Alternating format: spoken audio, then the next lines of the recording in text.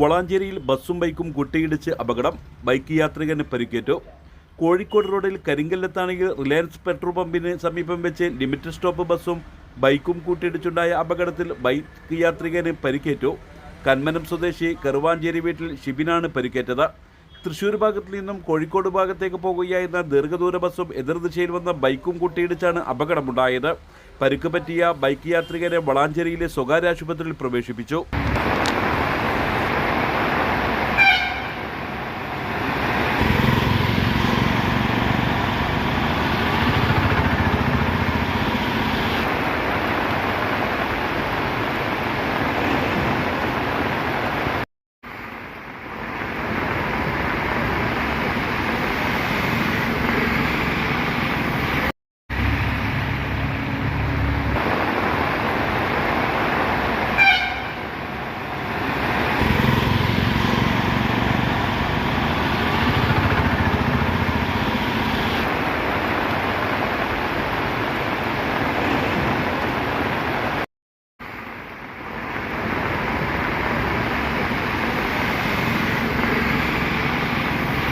പഠിക്കുന്നത് എംപയർ കോളേജിലാണെങ്കിൽ ജോലി വെറും സ്വപ്നമാകില്ല.